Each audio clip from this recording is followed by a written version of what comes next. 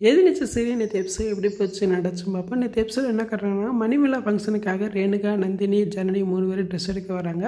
அப்போ ஜன்னி சொல்கிறாங்க, இல்லைக்கா எனக்கு கொஞ்சம் மனசு சரியில்லை, நடந்தது நினச்சிக்கிட்டே இருக்க மாதிரி இருக்குது, நீ கொஞ்ச நேரம் ட்ரெஸ் எடுங்க, அதுக்கப்புறம் நான் வந்து ட்ரெஸ் எடுக்கன்னு சொல்லி ஒரு ஓரமாக உட்காந்துருக்காங்க. அந்நேரம் பார்த்து சக்தியும் குந்தவியும் ட்ரெஸ் எடுக்க வராங்க. அவங்க 2 பேர்த்த பார்த்தோன்னே ஜனி அதிர்ச்சி வராங்க. என்ன சக்தி எங்கே வந்திருக்கா அப்படின்னு கேட்குறாங்க. அப்போ சக்தி எதுவும் சொல்லாமல் தயங்கிட்டே இருக்கான். அப்போ குந்தவி சொல்கிறாங்க, சக்தி லோன் கேட்டிருந்தாரு, இப்போ தான் லோன் கிடச்சிச்சு, அதை உங்கள் வீட்டில் ஃபங்க்ஷன் ஆமே, அதை ட்ரெஸ் எடுக்க வந்தோம் அப்படின்னு சொல்கிறாங்க. அப்போ ஜானி கேட்குறாங்க, லோன் கிடச்சிருச்சுன்னு சொல்லி ஒரு வார்த்தை என்கிட்ட சொல்ல மாட்டேன், நானும் பணம் கிடைக்காம தானே சங்கடப்பட்டு நின்றுக்கிட்டு இருக்கேன், என்கிட்ட சொல்கிறேன்னா உனக்கு என்ன வந்திருக்கு, அது ட்ரெஸ் எடுக்க நான் வந்தால் நல்லா இருக்கும்ல, உனக்கு தோணலையா அப்படின்னு கேட்குறாங்க.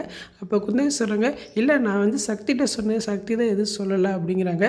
இங்கே பார் குந்தவி, நீங்கள் வந்து எங்களுக்காக நீ பறிஞ்சு எதுவும் பேச வேண்டாம், நீங்கள் ஹெல்ப் பண்ணுறீங்க, இல்லையே சொல்லலை, ஆனால் அதுக்கப்புறம் நடக்கிற பிரச்சனையெல்லாம் பார்க்குறீங்களா அப்படிங்கிறாங்க. உடனே குந்தவி வந்து, சாரி சக்தி, நீங்கள் தான் வந்திருக்கணும், நான் கிளம்புறேன் அப்படின்னு சொல்லி சங்கடப்பட்டு அப்படியே குந்தவி வெளியே போயிடுறாங்க.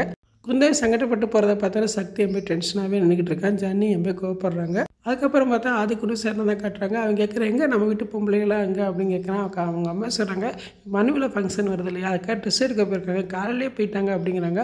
அப்படியே போட்டு மெதுவாக வரட்டும், இது மாதிரி விஷயம் நடந்தால் ரொம்ப சந்தோஷம் தான் அப்படின்னு சொல்லி பேசிக்கிட்டு இருக்காங்க. அந்நேரம் வெளியேருந்து ஒரு சவுண்டு கேட்குது. அண்ணே அப்படின்னு கேட்குறாங்க. யார் இது அப்படின்னு வெளியே வந்து பார்க்குறாங்க. அது பார்த்தா ஜான்சன் இருந்துக்காங்க. என்ன ஜான்சன் நீ இப்போ வந்துருக்க, உள்ள வா அப்படின்னு கேட்குறாங்க. இல்லைண்ணே காசி ராமேஸ்வரம்லாம் போயிட்டு வந்தேன், அப்படி இந்த திருநீரை கொடுத்துட்டு உங்களை பார்த்துட்டு போகலான்னு வந்தேன், நான் அப்படியே கிளம்புறேன் அப்படின்னு சொல்கிறாங்க. அப்போ விசாரிச்சு சொல்கிறாங்க, என்னடி ரொம்ப ஓவராக பேசுகிற, உள்ளே வாடி அப்படின்னு சொல்லி கூப்பிட்றாங்க. அப்புறம் உள்ளே வராங்க. உள்ளே வந்து அப்படியே ஏதோ பேசிக்கிட்டு, எனக்கு இருக்கிற வீடு இல்லாமல் போயிடுச்சு, அப்படியே நான் காசி ராமேஸ்வரனே என் காலத்தை ஓட்ட வேண்டியதா அப்படின்னு சொல்லி அப்படியே நைஸாக பேசுகிறாங்க. அப்போ குணேசன் சார், நீங்கள் எங்கேயும் போக வேண்டாம், இங்கேயே பேசாமல் இருங்க அப்படிங்கிறாங்க. இல்லை நான் இருந்த அவங்க மருமகளுக்கெல்லாம் பிடிக்காதில்ல அப்படின்னு சொல்கிறாங்க.